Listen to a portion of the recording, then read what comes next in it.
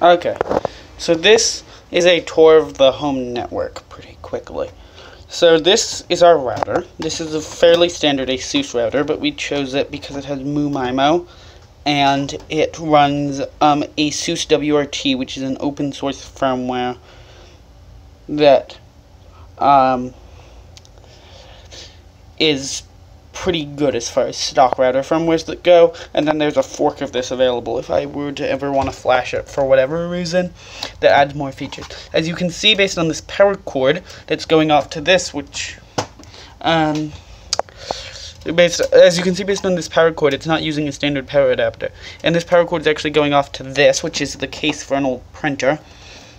And inside this printer there's a 12-volt power supply, a solar charge controller, and a lead-acid battery. It's basically a UPS, but it does direct 12-volt output because the solar charge controller has automatic switchover from solar, except really it's just a power supply, to lead-acid battery without having an inverter or anything, so I don't have to deal with the inefficiencies of converting 12 volts to 120 volts AC and then back to 12 volts for all this equipment. This is actually not powered off of the 12 volts because it gets weird about being on the same power supply as the phone, which is powered off of the 12 volts, and yeah, it doesn't like that. This is an OB200. We use Google Voice for our home phone service. And this is, again, not actually battery backed up, so our phone would go down in a power outage, but our internet would stay up. This is our modem. This is also battery backed up. It's a fairly standard cheap modem. I think it only does up to like 300 megabits per second, but that's as fast as the fastest plan our ISP offers, and we're not even on that plan, so it doesn't really matter. And it was like 20 bucks on Amazon, and it's way cheaper than subscribing to one from our ISP, where they wanted to charge like 10 bucks a month or something, which is insane. Next we have this. This is a gigabit switch. It's a no-name one. It's Monoprice store brand, but it works well enough. So we have this crap cable coming out of it. This goes off to a 100 megabit switch for like Raspberry Pis and stuff. This other crap cable goes to our laser printer over here. Sorry that it's getting drowned out. I put a light on top of the laser printer so you could see this better. I'll have to move it once I actually feature that.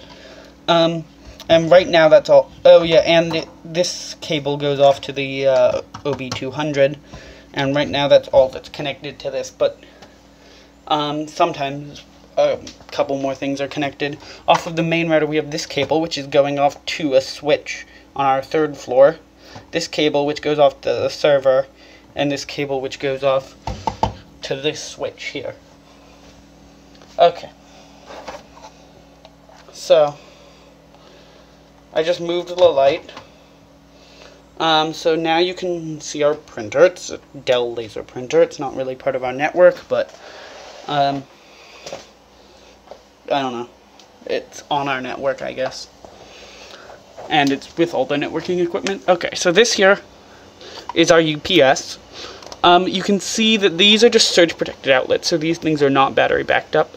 These things are battery backed up, and there's only one thing plugged in, and that's the server, because everything else that I would want to be battery backed up can run off 12 volts directly, versus the server is a full computer, so it needs an ATX power supply, so it needs like 12 volts, 5 volts, 3.3 volts, you know, all the volts. And rather than dealing with deriving all of those volts myself, I figured it was just easier to convert the 12 volts of the lead-acid battery to AC and feed it into the server. Okay. So this is an Amazon Basics brand UPS. It's actually made by CyberPower, and I chose it because it was slightly cheaper than the CyberPower branded one. And it's worked well enough. I have it going off over USB here to the back of the server, and I use CyberPower's utility to configure automatic shutdown and such in Linux. The server, on the front of it here, we have a little LCD. It's displaying HTOP, so you can see the status of the server. So right now the uptime has only been 7 days, because I recently had it down for maintenance because Proxmox added PCI pass-through, and I wanted to see if I could pass through something to the Windows machine, Windows VM, and that didn't go well, and I just ended up rebooting it at the end of those experiments. If we take the side panel off, this case is actually excellent, by the way. This case was like real cheap. This case was like 20 or 30 bucks on clearance from Newegg. This case has been excellent. It has a bunch of toolless hard drive bays. We're only using 3 of them right now. We have 2 terabytes of storage. It's not actually redundant, but it gets backed up once a day to this 2 terabyte hard drive, which is our backup drive, and this 1.5 terabyte drive is for everyone else in my family, and this 500 gig drive is for me. Cause I don't know, it's kind of just how the split was decided by me. It works well enough. It's really, this is my parents and this is mine, and my siblings don't use it.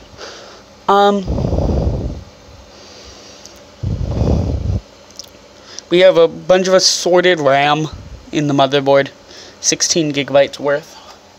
Proxmox is actually very RAM heavy, so I was originally only intending to put 8 in this, and the 16 was added later. This motherboard is a random motherboard out of an HP workstation, and it actually doesn't properly follow the ATX specification, so I had to modify the cable. This is an ATX power supply. It's 80 plus gold certified, and it's out of some random Lenovo workstation. All of this stuff was bought on eBay quite cheap. The motherboard was like 10 bucks. The power supply was like 15, 20 bucks, and it's 600 watt, 80 plus gold, so it's quite a nice power supply. The CPU was like 5 bucks. It's a 6-core Xeon. It's pretty old, but it's actually decently power efficient. I think it has like a 40 watt TDP or something, and it gets plenty of performance for what we need. It has a random graphics card in there. This was actually trash picked. This was given to me in a gaming computer that someone was trashing. And I only need a graphics card because the motherboard doesn't have integrated graphics, and I need a display out. Just because this motherboard won't boot without a display, and then if I do have a display, I figured I could do something cool like this. This display is, of course, just a little 7-inch Raspberry Pi display that fits decently well in 2 optical bays. So I took out, there's 3 optical bays in this case, and I took out 2 of them and shoved this in. It's powered internally by the by a Molex connector on the power supply, and then the cable goes out a water cooling the HDMI cable goes out a water cooling connector in the back and gets adapted to DVI for that graphics card. The boot SSD is 250 gigabytes silicon power. It's nothing special. I originally only had 128 gigabytes, but I needed more space. And all the fans just run directly off the power supply because this motherboard doesn't use standard fan connectors, but all the fans are relatively quiet. It's kind of shoved in a corner, so it's never been a problem. And that's the networking hardware. This was a home network. It was built, I don't want to say it was built on an extreme budget because it wasn't. It was kind of built over time, and actually, compared to what people generally spend on a home network, I probably spent a decent amount. But it was not crazy expensive either. It was probably, I mean, the router was like 60 bucks. The router was decently expensive, and the OB-Hi was decently expensive as well. It's probably $200 worth of stuff, maybe $300. But it was built over years. The router came like a year before the server. The OB-Hi came like a year after the server. The UPS came a year after the server. It was a gradual build out, and again, it allows a lot of flexibility and a lot of functionality, and it wasn't insanely expensive because it's all used hardware when possible. So hopefully this was cool, and that's all. Bye.